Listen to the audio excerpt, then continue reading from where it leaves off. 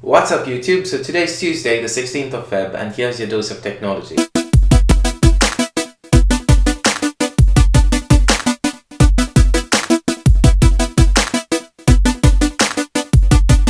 I use Apple Pay quite a bit. I use it on my phone mostly and sometimes on my watch as well. I have American Express set up on my wallet and I use Apple Pay whenever possible. Canada, US, Australia and the UK have Apple Pay already, and on Thursday this week China will get Apple Pay as well. So that's going to add a huge group of users who will be using Apple Pay, and it's going to get popular than what it already is. So Apple has planned an event around mid-March.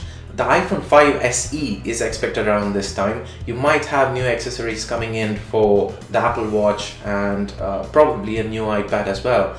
But there is no reason to get excited about the iPhone 7 because that's still going to have its September timelines after WWDC.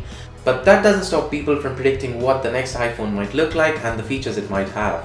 The latest and most popular one that has come out this week is by someone called Arthur Rees. He's an industrial product designer and a computer animation expert. He has put together a video on YouTube which is the render of the iPhone 7 concept according to him.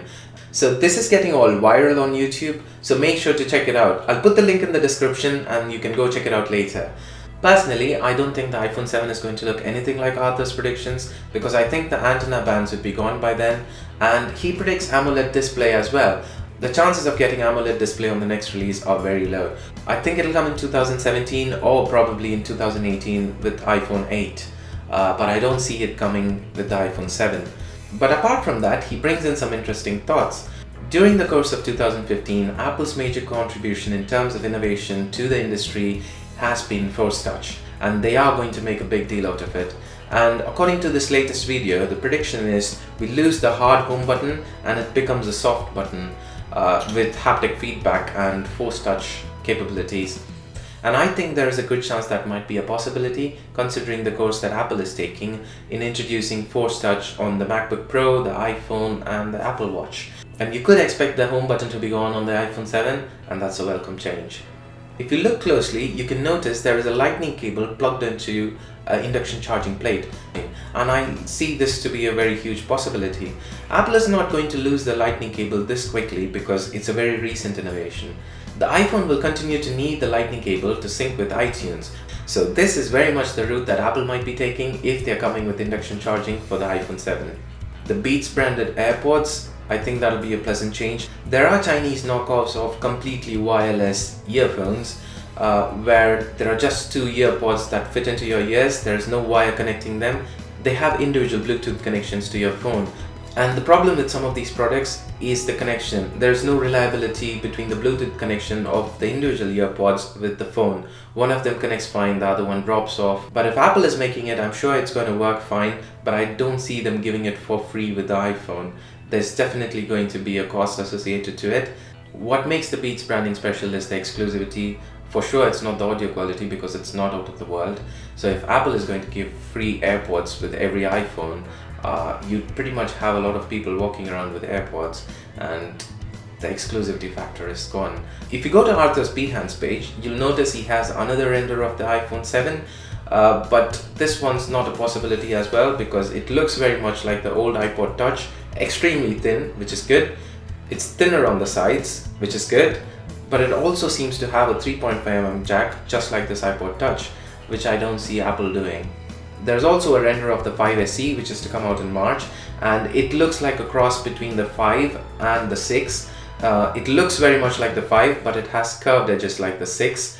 So this I see to be a possibility, but I'm not too excited about it because I'm looking forward to the iPhone 7 and not to the 5 SE.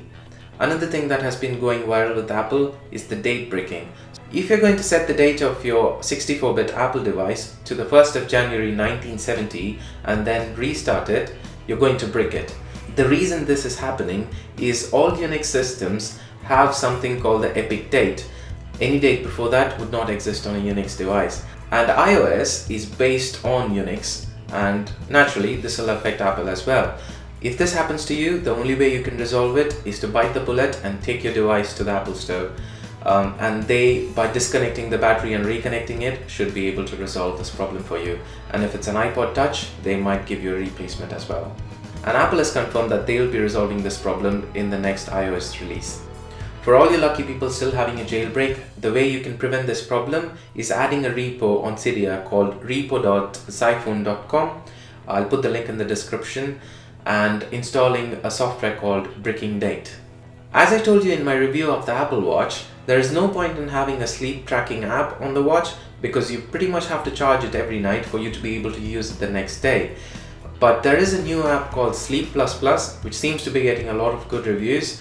Anyhow, I've installed it on my watch now. I'll try it out for a couple of days and I'll write a review about it on my website. You can go check it out at joecage.com. So that's what's been happening with technology. I'll see you in the next one. Take care.